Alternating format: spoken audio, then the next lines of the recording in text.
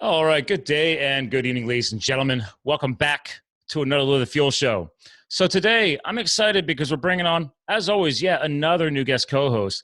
But this gentleman's got a bit of a passion project. And over the 3+ years of us doing podcasting here, I love passion projects. And it's important to help remind people that we can make all the money in the world, but what are we doing to align that with some purpose along the way? So let me cut to the chase here. We've got a new guest co-host tonight, and he's going to help define that a little bit more for you all, especially around a very common subject nowadays that has increased exponentially, which is eyesight.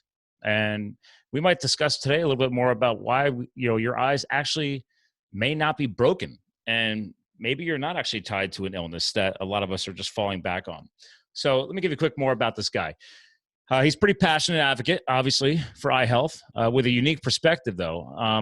We can reverse this scenario called myopia, aka nearsightedness, naturally, is part of his message. And there's billions of dollars of revolution, a decade of research here. And he's compiled enough peer-reviewed academic data here with his hypothesis that we've been looking at it all wrong. Again, here, hint here, there's $100 billion industry, people. So without further ado, I'm going to bring this guy on. Jake Steiner, welcome to the show, sir. Thanks for having me on, Scott. I love the passion. I love the message. But let's quick catch the rest of the audience up here. How long has the passion been going on? When did you really kick this off? Almost 2 decades now. So going on 20 years.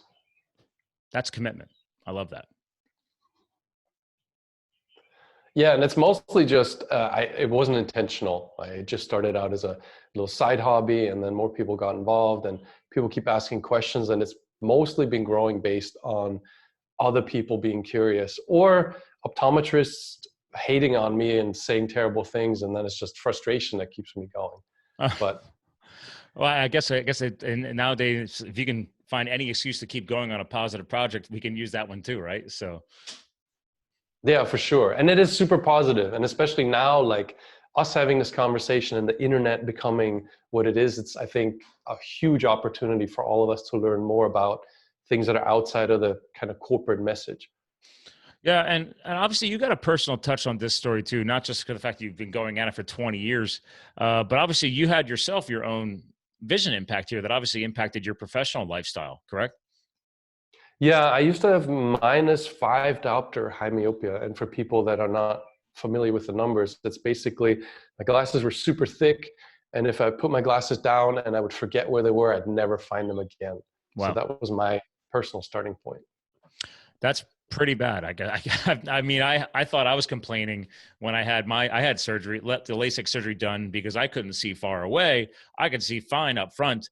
And to this day, I still do. Even though they said, hey, man, once you turn 40, FYI, you're going to fall prey to the common, reading, not being able to read things, having to get reading glasses, et cetera. And now, granted, I just turned 42 and I haven't seen a blip on the radar yet. So what are your thoughts on all this type of stuff?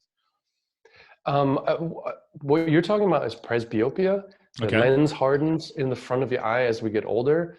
That is true for a change. That does happen, and your close-up vision starts to be less clear at some point, potentially, because that lens just hardens as you get older, and there's a circular muscle around this focusing lens, and it can't shape the lens quite as aggressively anymore, so you lose some of your close-up vision. But the idea that that starts at 40 and the idea that you will need glasses for that is wishful thinking on part of the industry.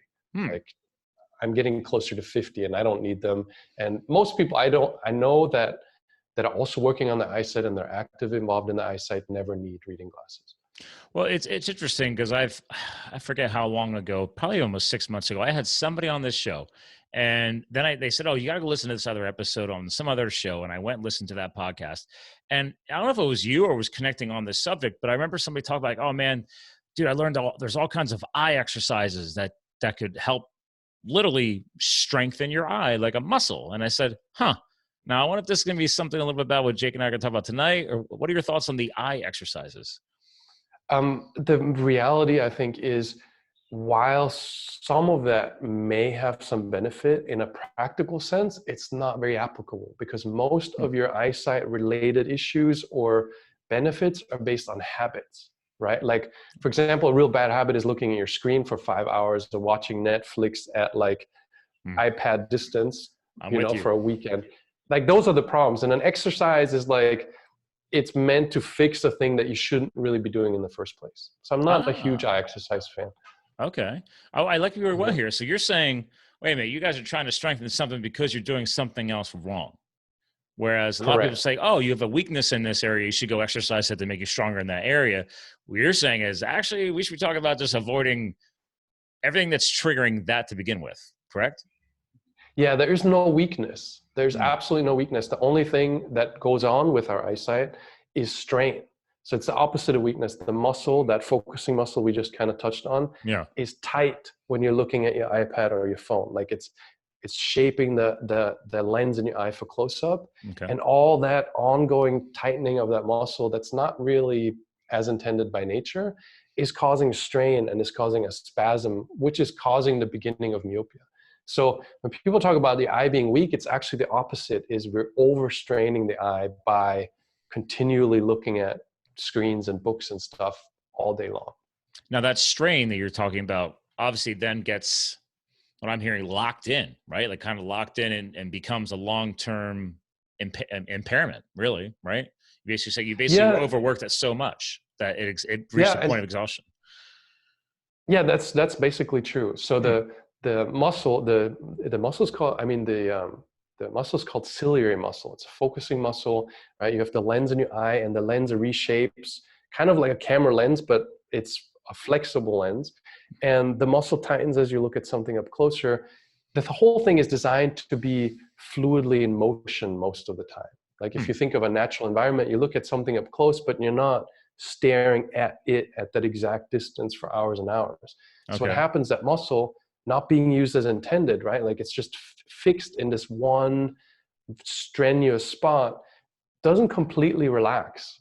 When you spend 4 hours looking at Netflix and then you immediately try to read something in a distance, that muscle doesn't go all the way back into a fully relaxed position. And now that lockup is what causes your initial myopia. This is pretty wild. I mean, you've become quite knowledgeable, it seems, on this condition over 20 years. I mean, granted, 20 years, it helps you put in the reps, so to speak. But again, like, you didn't plan on becoming an eye guru, right? Like, this was all not just triggered from your own personal impairment, but and obviously the comeback from it. But it's you come from the stock world, right? You're in the finance Yeah, space, stock trading in general and investing in businesses. So right? my forte is analyzing problems and figuring out what is the baseline condition of something, like what is going on basically. Like, the Okay. only way I can make money is if I understand what's going on, why it is what it is, and what will happen in the future most likely about it. Hmm. And for eyesight, this was just a question of, I started reading biology books because back when I started, there was really no Google Scholar or internet the way we have today. So it was literally just reading, how does this thing work? Because Yeah. when I went to an optometrist and said, hey, why are my eyes so bad? And people would say genetic condition. Like, I only took biology in school, but I'm like, genetics don't suddenly freakishly mutate like this on a global scale in Hmm. a matter of decades. So I started doing research and I started finding all this biology stuff that didn't align at all with what the people who were selling me lenses were saying. Now, so obviously, would you say like the big flip of the switch? Because I geek out over these things. When I see somebody just go completely off their normal path and get really passionate about a subject, it's one of two things. It just seems this way anyway. It's a personal commitment. It's like, you know what, this is impacting my life directly, and then it becomes a bigger legacy mission. And then there's other, or it's like, family or somebody close you may have triggered it as well. So what I'm hearing here was it purely pretty much like, man, I don't understand why the heck I went down this path and why I'm where I am, and I got to figure this out. And then once you figured it out, you're like, okay, I got to tell a lot of people about it.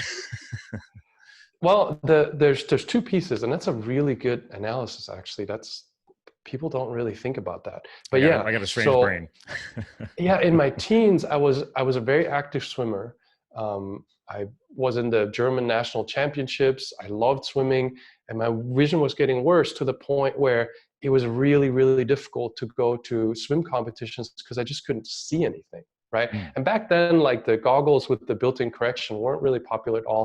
I also played water polo, and that got killed because the ball just slowly kept turning into this yellow Oh yeah, it's gonna be mush, like a blur, right? right? Yeah, so it killed my whole, like a lot of, I was on the rowing team. I did a lot of stuff that I really enjoyed that slowly got kind of taken away from me by the glasses. Mm. And then later on, when I got to -5 diopters and I was a single guy and, you know, a little bit of vanity, like behind high diopter glasses, your eyeballs look really small. So I had these little piggly eyes behind these thick glasses. Mm. And then one day I went to the optometrist and they said, I need even stronger glasses. And I finally hit that point where I'm like, I'm not I mean, getting you're already stronger rocking glasses. Coke bottle. I mean, I've heard it in the United States. They say, "Oh, it's Coke bottle glasses," right? Like they're super thick. That's what I'm picturing right Yeah. now. Yeah, like the Yeah. bottles And of a Coke bottle. that's what it was. And it was just terrible. And then if we fast forward a little bit, as I went on this journey and I discovered this and I started improving my eyesight, and I was really excited, and I would start having conversations with optometrists. I traveled a lot all over the world, and right, I try to get lower correction glasses. I'd go into optometrist shops, I tell them what I'm doing. And what sparked this whole thing wasn't really that I started figuring out how to improve my eyesight, because that would have still been a personal journey. It was the incredibly arrogant and dismissive and shut up, you don't have a degree in this attitude I was getting that Right. created this anger, right? Like they took away my eyesight and now they're refusing to look at the evidence or the fact that I was sitting in front of them wearing half the strength of correction and seeing 20/20. That anger really created a lot of this, because it's probably not coming from the right place, but it was just like, okay, you guys are actively promoting a falsehood that affected all of my youth, Right. and you're continuing to propagate this worldwide, and I'm not, for some reason that just, Actually, that would I can't frustrate do it. me too, because I've become that way. I'm very similar because, as you and I talk about this, I'm thinking back. I hated wearing glasses as a kid, and then I hated having to wear contacts. And then when I left the corporate space for a couple of years and I became a wilderness, firefighter out west, the Western U.S., I was worried about melting the contacts to my eyes in case a wildfire in the woods like flared up. So I went, that's why I decided to commit. And I said, hey, I'm going to go spend $3,000 US. I'm not buying this, cheap $500 per eye program. And I got LASIK surgery. Now, granted, thanks to the LASIK, according to the testing, I came out with like fighter pilot vision. It was like 2010. So I was never anywhere near that before. Now, back to your point, though, did I really even need it? Right. So it's frustrating because now you got not just the glasses industry, the contacts industry, the extra exams, the extra blah, blah, blah. Then there's the LASIK stuff. I was like, man, this is a very large financial industry going on here. Yeah, and as a side note, I invest in that industry as well, because when I started doing this research and just because of what I do for a living, I realized that there's a huge upside, and I've actually made really good money on investing in lens stock and all the related industries. And there's a lot of excitement. If you read the industry inside news, for example, retinal detachment. Retinal detachment is when the retina in the back of your eye starts breaking Pulling up. away. Yeah. And that's what creates eyesight, right? That's where the light focuses in your eye. Like that is a terrible, if you don't immediately go for surgery, you can very likely lose your eyesight and it's permanent. Wow. And when you read the insider, the industry news, right? Because I invest in some of that equipment as well, or companies that manufacture that, they are excited, right? Like it's breaking $2 billion, the surgical equipment to fix retinal detachment, and it's spun as this incredibly positive thing. And as you look under the hood, it's just like, wow, this is a really not a great industry, right? Yeah. So And LASIK too, clearly by you the way. shifted LASIK your has, commitments. yeah, and yeah, a little bit. But then LASIK also has very significant side effect risks. Like if you got away with it, perfect, right? Like good for you, but it's still, it's not without risk to be doing LASIK at all. And like you're kind of guessing there that you don't need LASIK. Like it's not necessary. Yeah, and that's the point, right? Is like back then I didn't know everything that I've been hearing now and learning now over the past few years of literally having a podcast show. Like I've had on a couple of different blue blocker glasses manufacturers, and they're trying to do their part.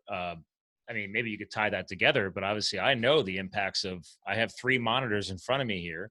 It is currently almost 9 p.m. in my time here. So I said, all right, well, once I learned too much about the impacts of blue light on your eye health, I said, let's block that off. So I'm a big supporter of these because in the end, people are going to maybe work in the evenings, especially after sunset. I'm very big on our natural cycles, proper sleep habits.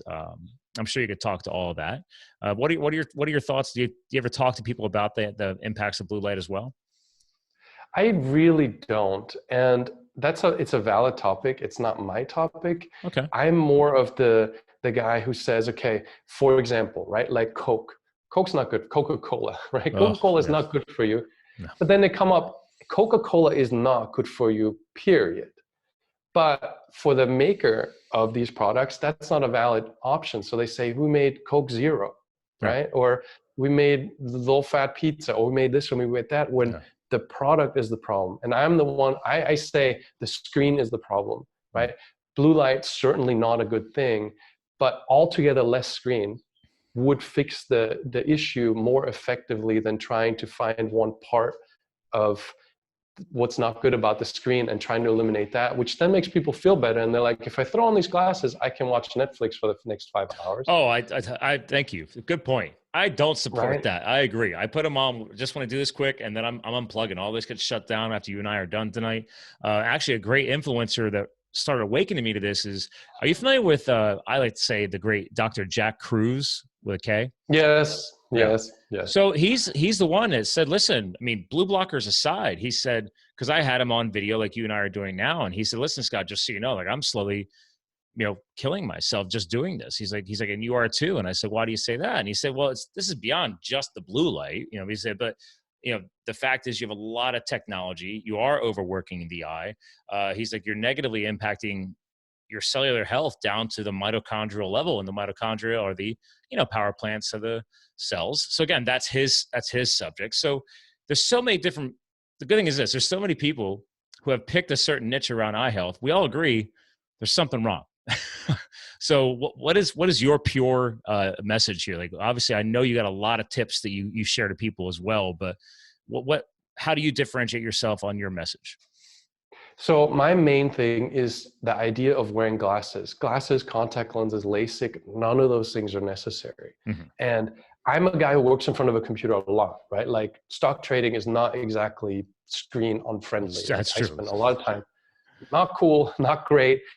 And yet I've managed to get all the way back to 20/20 eyesight just based on understanding how your eyes work, right? Like I'll work for 3 hours, I take an hour break, right? And you start to get a feeling for that muscle being locked up, because if you can see a sign across the street clearly in the morning, right? But then you come home from a long day of work, and in a real similar lighting, in a similar distance, you can no longer read that sign. That's generally because that muscle's locked up. And if you build that awareness where you just start to notice what's impacting your eyesight and how, then you can start changing those things. Wow. Right? And then, these are simple things. Like I'm not selling any products because there are no products involved. Like there's no stuff to eye health, which is why it's not incredibly popular. And then the second part is the thing that makes your eyes worse is wearing the glasses. Minus lenses cause more myopia. Mm-hmm. And for people who like to do research, scholar.google.com, of course, for all the clinical research papers, if you type in lens-induced myopia, meaning myopia caused by lenses, you're going to get 50,000 plus search results. Wow. Only citing clinical studies. Wow. Right? Well, and you have a lot of that linked on your site too, correct? Because you have a science tab. I remember that. Yeah, a fair bit, because there's such an amazing disconnect between, and about my site and the blog, there's a lot of sarcasm and rants in there. I know, it's fun. I like it. People sometimes say I should have a more professional tone, but I usually write these things. Listen, I'm a marketing and branding guy. This is how you differentiate yourself. You know this is a serious subject, but you want to try and have some fun along the way. I like it. It's fun.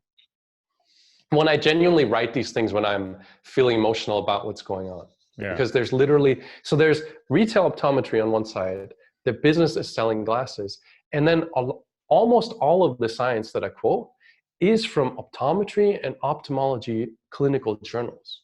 Wow. So there's a huge irony in that the journals that the industry is supposed to be reading is specifically talking about lens-induced myopia as a huge subject, right? Like it's absolutely known that the wearing of glasses causes increasing myopia. Absolutely known. But if you go to any optometrist and you say, hey, what's causing my sight to be bad? None of them will tell you this, which is, I mean, there's Sounds a other little things. frustrating. Yeah, it's amazing because that is literally, I'm picking the science out of their own I know, right? clinical science It's journal. not like it doesn't exist. It purely exists, and it's right there in your face, and Yeah, nobody's and looking that's, at it. and years ago, before Google Scholar got popular and I was toting around things, I didn't have a very good position because they were just, they would just throw my argument away. Now that that exists, Hmm. they've moved on to the next argument saying, you fixing it is dubious, right? So it's funny to me, and it's Are they trying obvious to to say me you because faked your -5? That's actually probably documented in your eye history. yeah, and not just me. And now there's tens of thousands of other people who share their improvements and share their optometrist confirmed improvements and share their quote unquote prescriptions before and after. And now they're calling that anecdotal evidence, right? Because it's always the next argument where I'm like, it shows where those guys are coming from because they're actively trying to put aside the things that would improve our eyesight, Hmm. which in my mind doesn't make any sense because they would still sell lenses, right? Because there's from the blue blocker thing to reading glasses to lots of other things, but they just don't want. The fact that they don't want to help people is what makes me what you call passionate. Yeah. I mean, let's see. I mean, I can define it right now as not just passionate, but definitely frustrated. But that's all intertwined. I'm feeling it. I'm feeling it. And honestly, I'm with you because anytime I discover something that could clearly make our healthy lifestyle balances completely validated with the research you easily found, it just drives me nuts. I mean, it's not the same subject, but my client, Vinny Tortorich, we crowdfunded his new documentary film about the truth behind healthy fats. Well, they went back 150 years and brought all the science up. We have it's all proved, actual clinical trials, none of this surface level BS. And we put it all into the film. It was all right there. Somebody just had to go gather it all up, like you're doing, and put it in a place so everybody can at least read up on it, realize that the wool's been pulled over our eyes, so to speak, and we need to get to work. Yeah, and another fascinating thing is people, because our community is really significant, right? There's a lot of people participating from all over the world. It's been going on for so long. I get a lot of documents, fascinating stuff, where I get internal sales documents from lens manufacturers that are quoting the science, but they're only doing it when they're marketing a product, right? Like they came up with a new contact lens that is supposed to slow your myopia progression. And it's using all the stuff that I talk about in the blog, but they didn't start talking about it till they managed to create a product that was, one, very profitable, and two, they could patent. And then all of a sudden, all the stuff I talk about, then they recognize it. And one of these happened at a prestigious university. It was a big sales conference, and I got the whole internal sales PDF. Big university, major lens manufacturers, major optometry players, all discussing the stuff that they, to my face, say doesn't happen. And what I've always said is they're not going to talk about this till they find something they can patent and sell to you, because otherwise what they would be doing is admitting that their product just causes more of the issue.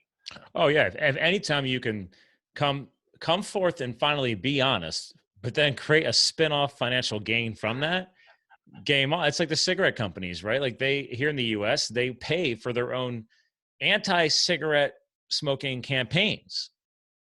I mean, but people don't realize is that's still airtime. Like they're still able to talk about their name and what the product is, even if they're talking it down. You're still putting it right in your face, and it's right there and it reminds you that cigarettes still exist.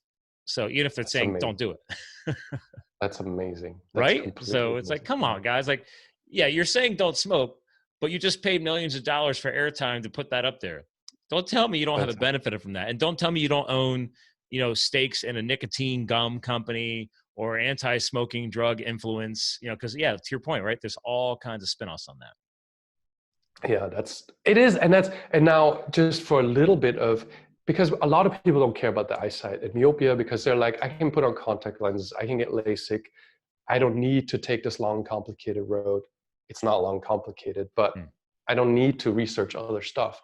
But what happens in reality is myopia affects a lot more than just your eyesight. Like when you wear glasses, you have these things on your face that create a little border around just your central vision.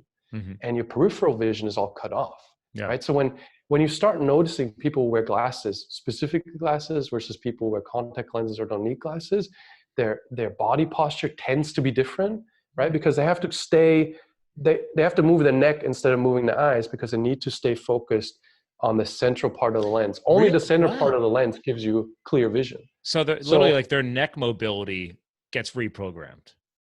Yeah, and you're not aware of this till I point it out, but when you start observing people with glasses, they feel to you like socially awkward or a little bit weird. Or because of some of the because you're like, I can only see you if I'm looking at you through the center of these things. So I'm like a robot. I'm kind of following you, right? As opposed to moving my eyes around. And they tend to slouch forward because the vision is never good enough, right? So there's already built-in thing of this slouchy. When you see them looking at a computer, there's definitely just problems with posture. We all have problems with posture, but more so with that. That tends to be more anxiety. And there's a lot of discussion now in science about anxiety that's potentially caused by losing your peripheral vision, especially with kids, right? Like kids start getting glasses and they get anxious. Like if you're playing sports that involve like objects flying around like balls, you can't clearly see it the way you would if you had a full field of vision. And now you're anxious and scared. And now the person appears to have a different personality than they actually have just because of that lens wear. Wow. Just touching on one particular example of a zillion topics. Yeah, that's just one of very many. Yeah, the eyesight affects you and your life in very significant ways. And those glasses that those guys sell wholesale cost of a pair of quality lenses is less than $5. But they'll charge you like $200 once you put them in a nice pair of stylish frames. And it's all profit. It's all profit, right? Like me investing in lens stock, there's so much profit in it. And I can't wait till Amazon gets into that business and just wipes out retail optometry because it's so profitable. That's true. As long as nowadays Amazon's so influential, they've, basically anything they decide to private label is called the Amazon Basics product. So from tripods to everything else, let's just start selling Amazon branded glasses at cheap wholesale pricing. So, which I'm hoping for, because then at least this messaging will go away because they're just going to sell glasses. The problem now that I have with the retail thing is that they actively tell you that you have a genetic defect, right? And when parents with kids especially, that really gets me upset because the real message with kids is get them away from the iPad. The iPad's not a babysitter. Instead, they give 5-year-old kids. Yeah, they give 5-year-old kids glasses. And I'm like, now that screws up their whole youth, right? What we just talked about, like the anxiety and the social awkwardness and all that stuff will now happen. Completely doesn't need to. Yeah. Right? And those are things that get to me. It's frustrating because I've seen it. We don't have kids, but I have cousins, I have nieces, I have nephews, and I see the 80% of the time there's either they actually will put the, I guess, iPhone on a game mode or whatever, or they have the iPad or whatever, and then they hand it to the kid to shut them up. I'm like, well, that's not the way I was raised. I mean, I don't know. Again, I'm not a parent. I can't speak to that, but that sounds like the easy way out. And to your point, you're doing a lot of negative health impacts while the child is still developing. Because I mean, that I do support from a fitness standpoint, health, fitness, muscular development, spinal development, all of that. I mean, these kids are going to grow up with like hunchbacks because they're just hunched over the technology. And I never had that when I was a kid. It's super bad. Like, I have a kid, he's 4 now, and he's not allowed, right? Like he doesn't watch shows and stuff, and it is on an iPad. But one of the first words he learned was "scooch back." Scooch back. Literally. Okay. Yeah, you're not allowed to be anywhere near close to that thing. So a distance where your ciliary muscle is relaxed, where seeing that image clearly requires a little tiny bit of challenge, it'll be fine, right? I'm still not letting him do it more than like half an hour at a time, like once a day or so. He gets a little bit of that because all the other kids get to watch shows, and I don't want him to feel like his parents hate him. But there's none of that handing the kid the iPad. And then the distance is like, 10 inches. Well, I can't stand when I see it like before like a family dinner or something like that. Like, really? Like, and then you see the kids bringing it with them to the dinner table. And it's like, no. And then they get yelled at. Like, well, what do you expect? You train them to depend on the iPad or the technology or whatever. And then you yell at them about it. It's like, what are you thinking? So, but at the same time, but I'm recognizing we're living in a really bizarre time. Like, as species, we're transitioning to this connected thing, right? Right now it's a screen, and Elon Musk is talking about implanting it in our brain. But we're definitely in a like transitional, I know. We're going to be the old dudes going, hey, we're in our day that didn't have any of this.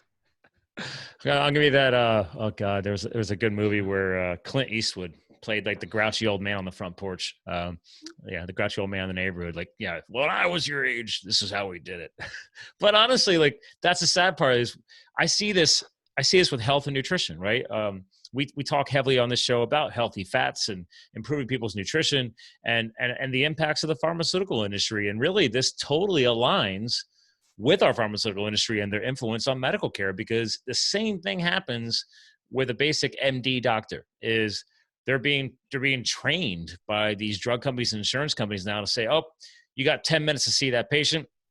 Oh, we'll even bonus you if you give them a script for a drug. Okay, so you basically are influencing a pharmaceutical Band-Aid form of healthcare. Well, we have not found the root cause or anything. Yeah, and that's very true. My parents are both MDs, and they're both very different. But I've grown up in their office basically, because after school that's where we'd hang out, and that's literally their continuing education as pharma reps. Yeah, that's literally what it is. Yeah, that's a come in and they give them the rundown of this is what the thing does, and here's the symptoms, and here's the pill that they need to take. And yes, bonuses, so many gifts, Mont Blanc pens, like just random stuff. When I was a 12-year-old kid, I had like 20 of those $1,000 pens. I didn't even know what they were. Well, that was back in the day. And then the laws here had to kick in here in the US and smack that whole industry around because of it's really inappropriate influence. So now the only way to incentivize is that the drug reps will set up an educational event and buy dinner for the event, and they invite multiple doctors in, but they always have a doctor doing the speaking and not them. And that's the workaround. And I'm like, they're still picking up the bill, paying for stuff. And again, back to your point, most MDs, unless they take a personal passion on the subject, they are too busy, and that is their only source. And I'm not trying to blame them, but I like to call out the positive energy towards the MDs who do take accountability for that and say, no, I need to go to actual industry educational events. I need to still keep my head in the books, become that lifelong learner. I'm guessing your parents do invest in that. And that's very difficult, because having grown up in that, I understand why it is the way it is. It's like 10 minutes for a patient, if you're lucky, and then all the work that happens before and after having seen that patient, just dealing with insurance companies and stuff. My parents would work till 9 o'clock at night, every night. Wow. Every night. And they would stop seeing patients at 5 o'clock or so, but then all the other work that would still be going on, that system is messed up. And when it comes to optometry, the same thing exists. There's something called seat time, right? It's how many minutes can I see this person sitting in that seat, getting that exam for my business to stay profitable. Right. Well, and that's what they're trying to do. I mean, the doctors who are still independent, it's funny because here in my area of the state of Pennsylvania here in the US, a lot of the private practices have actually been bought up by the hospital networks. So then they basically sell their practice, the network buys it. Now you're a part of that hospital's network. But then, you're told what to do based on the corporate standards and blah, blah, blah.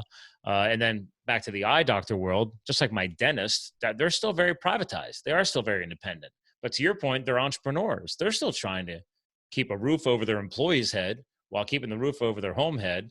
And it's again, finding time to learn. There's no blaming them, really. And so there's other things, like they are in a rough spot. I pick on them a lot. I pick on them sometimes just because like a common enemy is kind of helpful for the narrative. Yeah. But then I feel bad because I have good friends that are optometrists, and in our Facebook group that has like 15,000 members, there's a bunch of optometrists, and I always feel bad when I say things because I know they're nice guys. They're genuinely nice guys Yeah. that are in the business of selling lenses, right? And now they're confronted by this whole thing.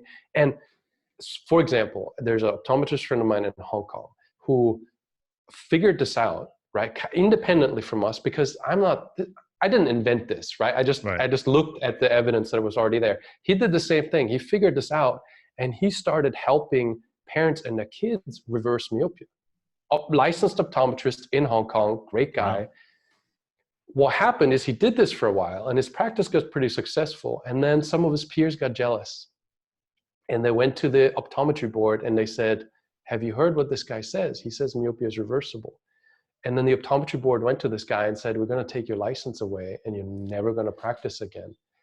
And so you're literally telling the exact story of what happened to a doctor that actually was in my client's documentary film. His name is Dr. Gary Fettke down in Tasmania.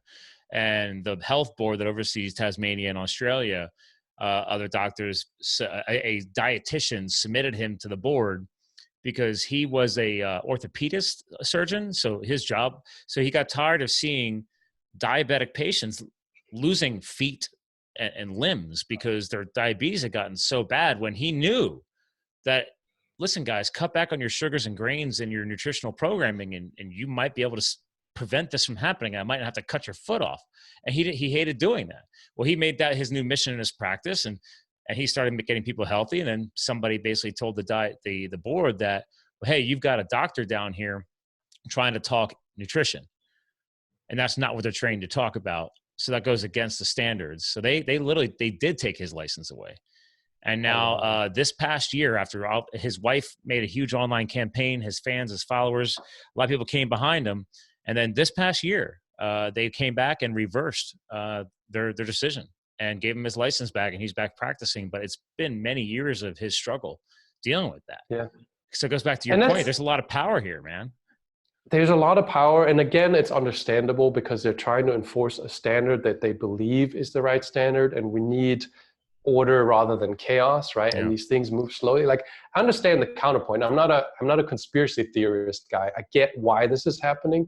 Oh yeah, let's be clear. We are not talking conspiracy theory. This is all valid, truthful data right now. Right. But I think the tide needs to turn. And the cool thing in like diabetes and a lot of other health things is there is a conversation already. Mm. And with myopia, for whatever reason, I really don't like to be the guy. Like, I wish there was a lot more of this conversation already happening, and I'm really trying to push in that direction, that it's not so fringe, because it's still something that so many people go, I've never heard of this, right? But you've heard about heart disease and stuff. Like on a lot of other health fronts, we're way further ahead than on eyesight. Well, I'm interested. See, now I got to make sure that you're connected up to the blind blogger, Max Ivy. Have you ever been on his podcast? I don't think so. No. He's got a major reach in the visually impaired community, and he launched his own podcast now too. But his blog is very well ranked, and I'd like to see you guys get connected for your message as well, because not everybody. He made a very good point. He's been on my show a couple of times. Like, not everybody in that community is fully blind. They're visually impaired. They're not completely blind. Some could be to the point where they're obviously legally allowed to be called blind, but they can still see. Right. There's all those different levels of visual impairment. Yeah. And to that point, I used to not even do podcasts because I'm a huge introvert and I'm not really like talking to people. But then this year, Google started their whole YMYL, Your Money, Your Life initiative of just blocking alternative health related sites, and they murdered our site. Wow. And that, like, a lot of my process here is fueled by frustration, but that caused me frustration. I was like, wow, they're censoring like valid science and discussion. And I'm not saying we're right and they're wrong. I'm saying, let's have a conversation. Right. And now I'm getting even more involved because the censorship stuff's happening. This is wild. Yeah. By the way, the optometrist got to keep his license, the Hong Kong one, ultimately, but wonderful. Only if they made him promise to never talk about myopia reversal again. Wait, hold on. So he proved that a few patients he was able to actually help based on what we're talking about today. And they basically said, well, just because they worked, you still have to stop. They said, these are the standards. of practice, and this is what you have to follow.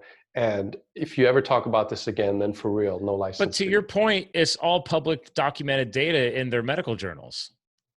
It's amazing. There's he's actually following his education.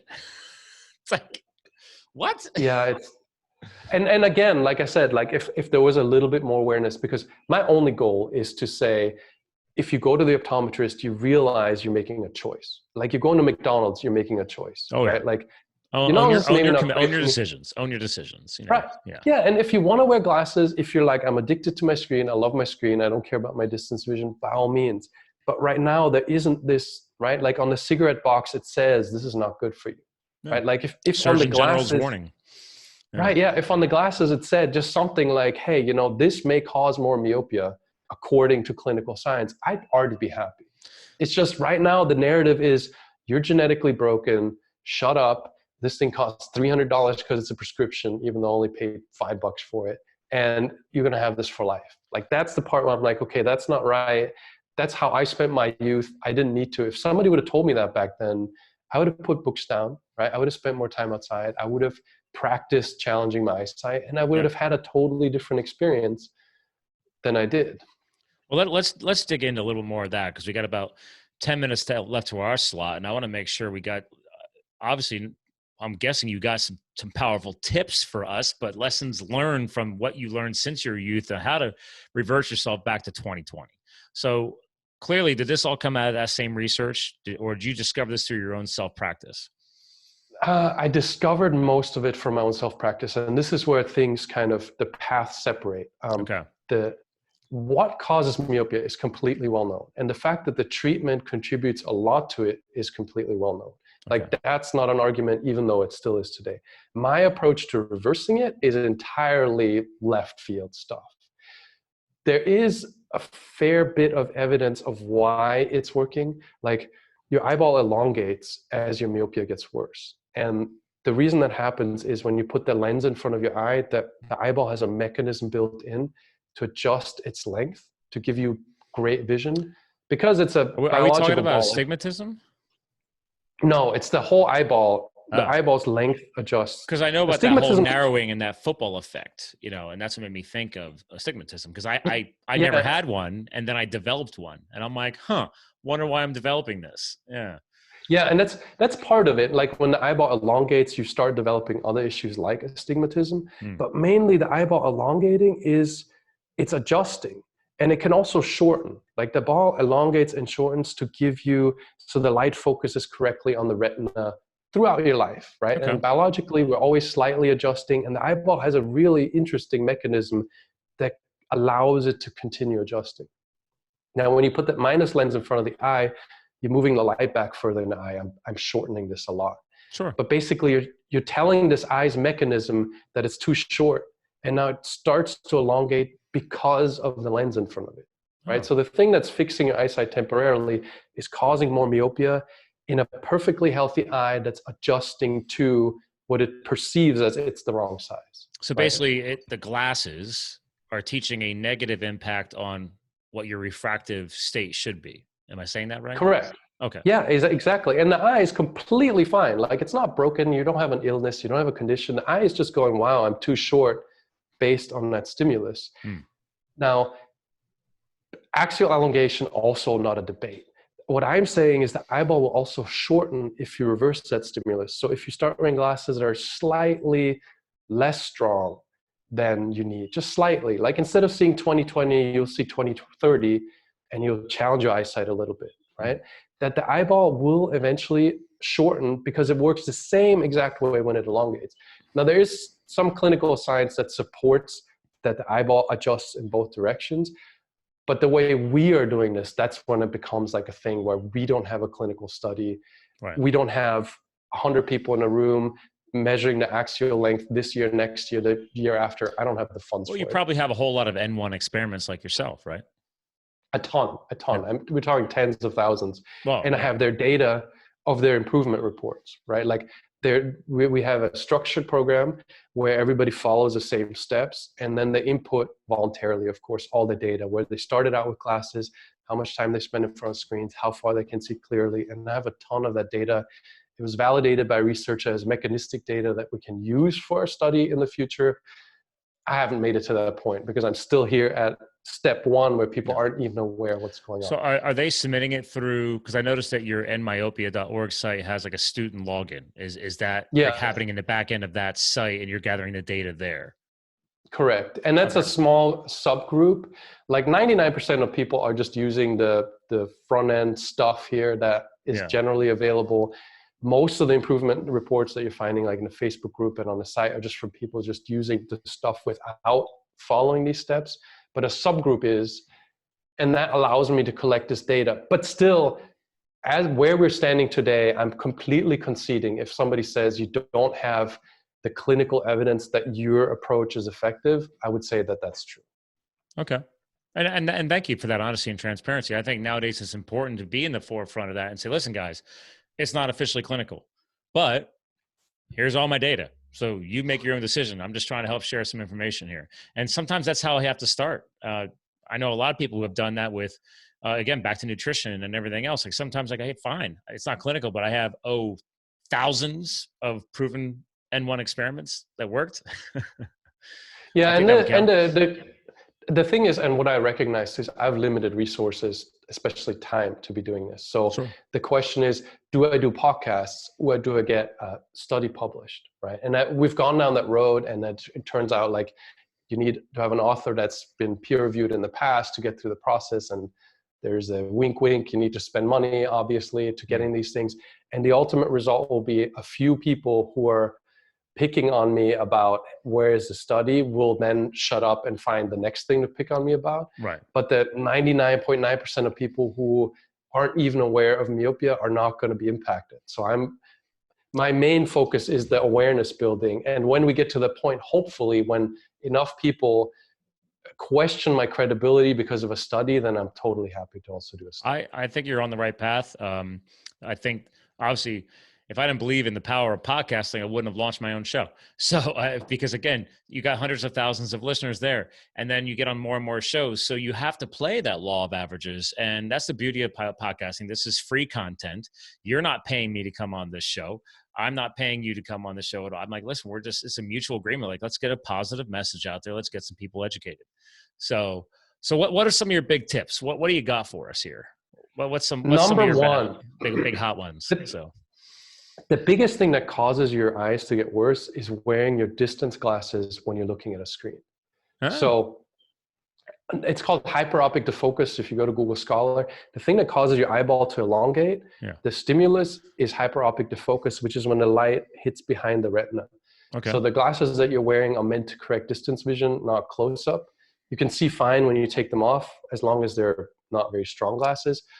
If you always take off your glasses for screen time, your eyesight's not really going to get worse. Interesting. So basically, one of your biggest tips is people are just forgetful and leaving the glasses on, not taking them off. Yeah. And now if you have higher myopia, that's crazy. That no longer, yeah, I know. But if you have higher diopter myopia, like if you take your glasses off and you can't see your screen clearly, then that's no longer the case. Right. Then gets one step more effort. You're going to have to buy glasses at a lower correction that only correct you to the distance of your screen. So when I was wearing contact lenses, I was basically doing what you're saying because I couldn't see far away. I had no problem seeing up close up front. I could read everything fine. But when I was wearing contacts, I didn't have the option. I would wait until the end of the night to take them out to go to sleep. I didn't take them off when I was at home on my computer or whatever. I was just leaving them in all the time. And then I got those new soft lens technology. And I got ones you can eventually sleep in, which I never really did enjoy. But there you go. I can't unplug those if they're in all day long. Yeah. So that's the number one thing. Your eyes are not going to get worse. If you just started wearing glasses and you take those things off and you don't need them, your eyes won't get worse. Contact lenses, if you go to Google Scholar, corneal thinning, if you type in corneal thinning contact lenses, you're going to stop wearing contact lenses all the time because your cornea at the front of your eye eventually gets thinner from ongoing long-term contact lens use, and according to studies, that thinning doesn't reverse, and you do not want to corneal thinning. Yeah. You don't want that. long term. Like that's me painting a little bit of a scare tactic to get you to be more conscious about your eyesight. Sure. But there's certainly a price for long-term contact lens wear. Okay.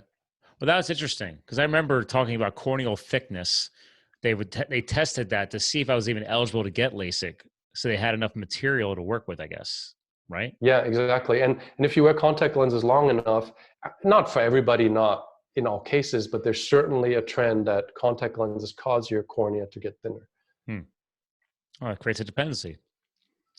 Yeah. All of these things are connected, right? And they all boil back down to the less you're dependent on artificial focal planes, the better off you are. Okay. So just building that awareness of you go into that shop needs to make money. They give you 5 minutes seat time. They need to make X amount of profit. They will sell you glasses, and those glasses will make your eyesight worse. Well, and again, I like the point on taking the breaks. You said that earlier in the show. It wasn't just, hey, you forgot you left your glasses on. You don't need them when you're up close. But also something as simple as, again, we're very forgetful. We just take everything for granted. So do I even need to put the glasses even on for what I'm about to go do? I don't know. I mean, there's that subject too. So you're saying put some, I hate to say exercise because we're not talking about exercise, but make your eyes do what they're supposed to do. Don't be using the glasses when you don't need them. Yeah, absolutely. And a lot of times, like people will never wear glasses. Like if your vision's not perfect, and your vision's not always perfect, like depending on lighting conditions and diet and sleep, you have this awareness that you can make your vision slightly clearer. Like you can challenge your eyesight. Something's a little bit blurry, you can clear it up, which is something that we lose when we wear strong glasses all the time, right? Okay. And that awareness, along with like slightly lower correction glasses, over a period of time appears to very efficiently reverse myopia. Over the last 2 decades, like I'm putting together what's the average improvement rate, very commonly is just under 1 diopter a year. So like that's 4 steps, 4 reductions that the average person can make in a year. If they're still in their computer job, but they're practicing some better habits, they're challenging the eyesight, they're not wearing the strongest possible glasses, myopia reversal tends to be kind of almost very minimal effort once you figured it out. I mean, it's interesting how you went 4 steps in 1 year. Was that roughly your timeline as well? No, it would have been nice, but there was no precedent. So I didn't even know that it was possible. Like okay. I just bought lower correction glasses. Once I read all the biology and I figured out how the thing works, I thought, well, let's see if it works in the opposite direction. But I made tons of mistakes. The glasses I bought were too weak. I was at -5. I bought -3. So that's a massive too much too soon. Yeah. Right. And then I went on a Laos trip with those glasses, right? Like unfamiliar environment. I really needed more correction. It was a horrible experience. Wow. There's no optic shops where I was going. So I was just stuck in places, couldn't read I didn't know where a hotel was because I couldn't read the signs. I couldn't see the signs. It was a long journey for me to figure out how do you take the theory of the stimulus into a working scenario in practice. Well, obviously you got a lot of resources on your site and myopia.org. But before we start closing the show out, what is one of the biggest things that you actually did do then? I mean, obviously it sounds like you went through a lot of steps and a lot of failures, which is good because this is just like a successful entrepreneurial story, right? Like I want to talk to people who made all the mistakes because they're going to send you on the right path, not down where you went already. Like what was one of the biggest ones you learned along that path was like, oh my God, that probably made some of the biggest impact? Two things is like I only wearing the glasses you need for the given distance. So if I'm looking at my computer screen, I wear a lower correction pair of glasses. And for distance vision, I never wear something that's stronger than 20/30 or so. Okay. Because that gives me an opportunity for a challenge. There's a car license plate across the street. It's a little bit blurry. Yeah. Okay. And that's something that then I can clear up and I can challenge myself. I like that. That's pretty cool. I never thought about it that way. They just put their glasses on. That's it. They just throw them on. Don't think. At 20/30, and for a lot of licensing, like car licenses, a pilot's license is 20/40 in a lot of places is a requirement. So legally, you can wear 20/30 in a lot of circumstances. It's still considered adequate vision, but it gives you a little bit of challenge because it's not perfectly correcting you to that, what you said, that fighter pilot level. Yeah. And just introducing the challenge and introducing the awareness of some of my eyesight I got to work for, I got to challenge a little bit. those two things, like not wearing full correction glasses for close-up and not wearing fighter pilot glasses for distance, goes a long way towards reducing myopia. Wow. I love this. This is good. See, I get little hacks every so often throughout life. I just take my vision for granted too. So I was like, because I mean, honestly, like even when I wear these blue blocker glasses, I'm technically narrowing my field of vision. Now, granted, I only wear them if I happen to be doing an evening computer session like we're doing tonight, and then I'll take them off and I'm good. I notice people nowadays are buying glasses with clear lenses with no prescription just to wear glasses because they all of a sudden the studious look or something is in. And one of the things I learned tonight is that actually can negatively impact you because you're narrowing that field of vision for your eye, and you're just trying to do it for fashion. Yeah, we're a funny species. We are. That's crazy. Well, listen, I've had a blast tonight, Jake, and I want to make sure everything linked in the show notes like we always do here. And by the way, would you like me to get you connected out to Max's team and see if there's that would be awesome together? Yeah, that would be fantastic. Yeah, I think his community, he's got a very loyal following. I've had a few people he sent me on the show too, and your messages align so powerfully. So I'll get that intro sent over for both of you guys. It's one of my goals over the past years. Every time I get a new guest co-host on now, I'm like, how can I get them connected to maybe the next person that can maybe connect them better than even I did? So that'll be done, committed to. Now, what I ask my guest co-hosts is to help close the show out. And I think we're pretty clear on what your message is, but I'd like to help reiterate it again. Like, what are some final words you want to leave behind for the audience? Like an all-encompassing message behind your mission. Without realizing it at the time, or without even being aware of it till somewhat recently, this pursuit of improving my eyesight has changed my life subtly, but kind of dramatically in the long term. Like last month, we spent a month kite surfing in Vietnam. Wow. And that's something I would have never thought that I'd be doing, because over the years with glasses, I started believing that I'm clumsy and that I'm not really that athletic, and just a fear. I developed kind of a fear of things and excuses for, I lived in Nepal for a while, paragliding. Now I'm really into kite surfing, and I'm enjoying aspects of like a physical connection to life that for so many years I didn't have. And it all is because I was in this long-term pursuit of challenging my eyesight. And it sounds silly because it was a nerdy thing. Like I wasn't trying to like have a more interesting life. I was just like, I need to do things that challenge my eyesight, which led me to do these crazy things that now, as I'm looking at it, are really a defining part of my life. Like I'm doing awesome stuff because I'm enjoying my eyesight. Yeah. And I'm glad you actually closed on that subject, because you reminded me, like I take that for granted because I am the self-imposed adrenaline junkie, and I go skydiving, and I just had a heli skiing for our wedding back in March this year. And these are all adventures that, yes, I continue to increase and add to my life story. I love sharing, but I also take those for granted.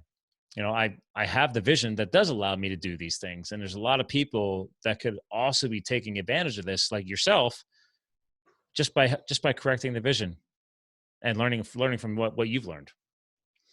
Absolutely. It's a potential big long-term benefit.